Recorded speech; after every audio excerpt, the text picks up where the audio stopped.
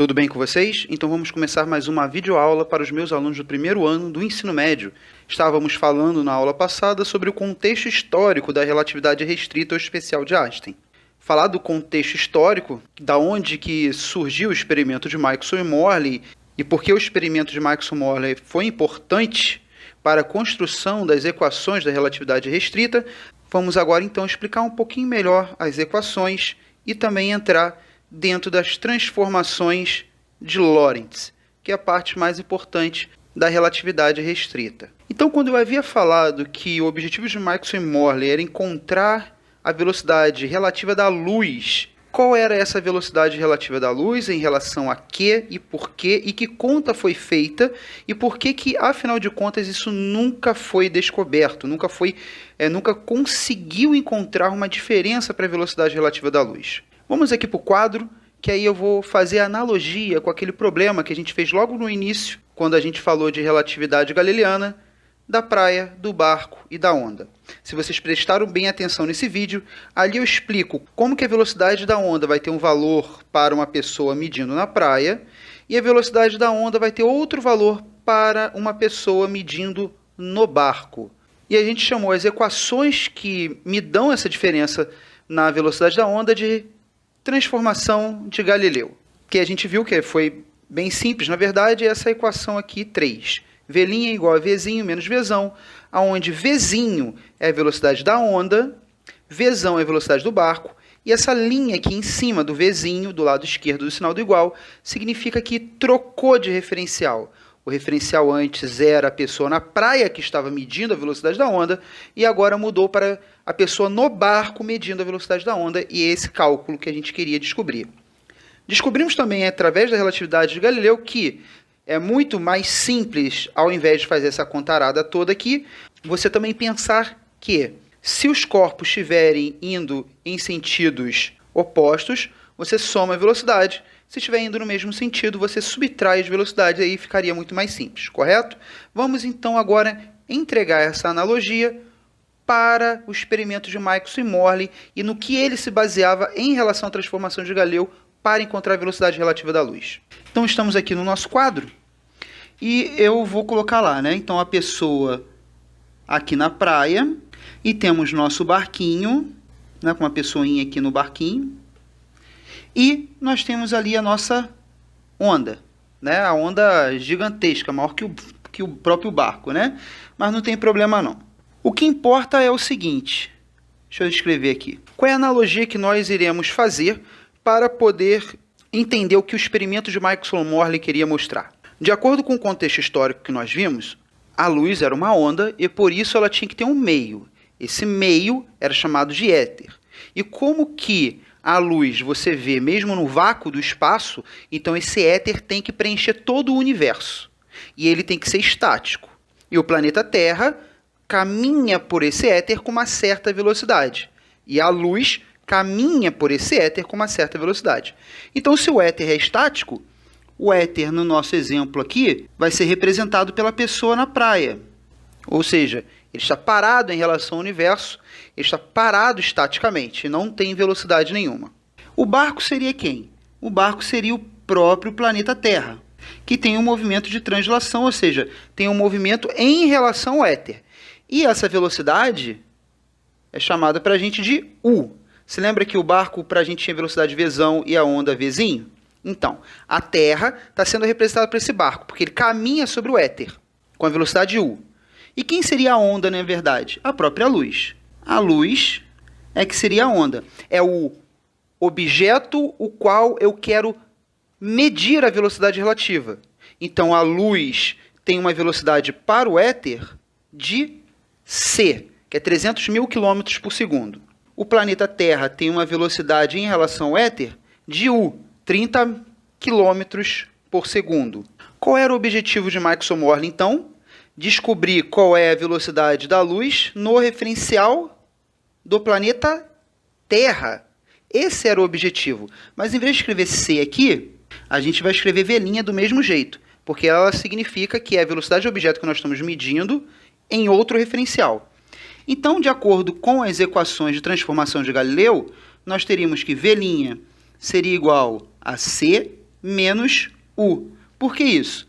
Porque de acordo com a transformação de Galileu, não era a velocidade da onda Vzinho menos a velocidade do barco Vzão? Que a gente tinha descoberto essa equação aqui? Então é a mesma coisa. C está representando a onda, que é a velocidade da luz no éter. E U é a velocidade do planeta Terra no éter. Eu quero saber quem é a velocidade da luz no planeta Terra. É basicamente o mesmo exemplo que a gente fez lá para a transformação de Galileu. Sim, é um pouquinho complicado tudo isso que eu estou explicando, então preste bem atenção no que eu falei, volte no vídeo, façam suas anotações e tentem verificar o que foi falado aí. O que aconteceu? Fazendo isso, a gente tinha falado para vocês que a gente pode considerar o planeta Terra indo no mesmo sentido da luz e o planeta Terra indo no sentido oposto da luz. Então a gente teria duas velocidades relativas. Quando está indo no mesmo sentido, a gente falou que a gente iria subtrair. E se a gente estivesse indo no sentido oposto, a gente iria somar. Essa é a velocidade relativa. Então aqui eu encontraria um valor para a velocidade relativa da luz. E aqui eu encontraria outro valor para a velocidade relativa da luz. Qual foi o problema? Matematicamente, isso funciona. Mas pessoalmente fazendo o experimento sempre dava, num sentido ou no outro, esse valor aqui, ó, 300.000 km por segundo, que é a própria velocidade da luz. Então não importava para onde você fazia o seu experimento, numa direção, no outro, no sentido, no outro, não importava como que você fazia seu experimento, a velocidade da luz não tinha velocidade relativa. Era sempre a mesma velocidade em qualquer referencial. E isso intrigou muito os físicos e matemáticos da época. Então o que a gente vai fazer agora? Largar tudo? Claro que não. Os físicos ainda se agarravam ao éter e tudo tinha que ser explicado em relação àquele éter. Então surge um matemático, físico-matemático, chamado Lorentz, que é esse aqui, Lorentz, e ele propôs uma mudança nas transformações de Galileu. Ele fala o seguinte: as transformações de Galileu não estão dando a velocidade relativa da luz. Então, para Lorentz, alguma coisa o éter estava fazendo com o experimento para que nunca se encontrasse essa velocidade relativa. Ele achava que quando você começaria a calcular a velocidade relativa da luz, o éter, de alguma forma fantasmagórica, contraía ou expandia os braços do experimento de tal forma que não iria se conseguir nunca encontrar a velocidade relativa da luz. Então, o que ele fez? Ele calculou como seria essa compressão, essa expansão do braço do experimento em relação ao éter, e aí ele adicionou, colocou essa mudançazinha, um denominador. Então, ele criou isso aqui. Vzinho sempre é a velocidade do alvo, que eu quero verificar a velocidade relativa, tá? Então, nesse caso, como que Vzinho é a própria velocidade da luz, essa equação ficava o seguinte. E para o experimento que Maxwell Morley estava querendo trabalhar, então, a velocidade relativa da luz ficaria desse jeito aqui. E desse jeito, o que a gente consegue encontrar? Fazendo os cálculos, que vocês podem ver na apostila, não importa o sinal do planeta Terra, se ele está indo num sentido ou no outro sentido, sempre o valor final vai dar 300.000 km por segundo, que é exatamente o que se observava do experimento. Não importa para onde você está medindo a velocidade relativa da luz, você nunca vai encontrar uma diferença nessa velocidade relativa da luz. Sempre vai ser a mesma velocidade. A velocidade da luz, 300.000 km por segundo. Então está aqui a transformação de Lorentz para encontrar matematicamente a velocidade relativa da luz do experimento de Maxwell e Morley. Ah, mas fazendo isso não está mudando a transformação de Galileu por completo? Na verdade, não. Para altas velocidades, a transformação de Lorentz funciona. E para baixas velocidades, fica somente a transformação de Galileu. Como que eu posso ter certeza disso? Muito simples. Se o valor da velocidade da luz é um valor muito alto e ainda elevado ao quadrado, se eu estiver trabalhando em baixas velocidades, Vzinho vai ter uma velocidade baixa e Vzão também vai ter uma velocidade baixa.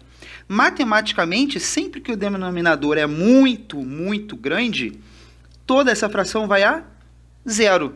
Então ficaria 1 menos 0, que ficaria 1 no denominador, e 1 no denominador você pode esquecer que ele existe. Ou seja, volta para a transformação de Galileu. Tudo bem? Então, a transformação de Galileu para Lorentz é uma consequência da transformação dele para baixas velocidades. Então, para baixas velocidades fica a transformação de Galileu, porque as transformações de Lorentz voltam à transformação de Galileu. Eu sei que está complicado de entender esse vídeo, estou tentando explicar da forma mais simples possível as equações da transformação de Lorentz para que vocês possam entender. Se não entendeu a matemática do problema, mas é importante entender, pelo menos tentem entender o conceito. Eu vou terminar o vídeo por aqui, para a gente não se estender muito, para que no próximo vídeo a gente já comece a falar integralmente da relatividade restrita. Tudo bem, então? Quem gosta bastante desse assunto sobre relatividade restrita, ou geral, eu aconselho a vocês a também procurarem outros vídeos que falem sobre isso. Porque quanto mais coisas vocês observarem sobre esse assunto, melhor vai ficar entendido para vocês. Não se esqueçam de estudar, não se esqueçam principalmente de se cuidar. Fiquem em paz e até mais.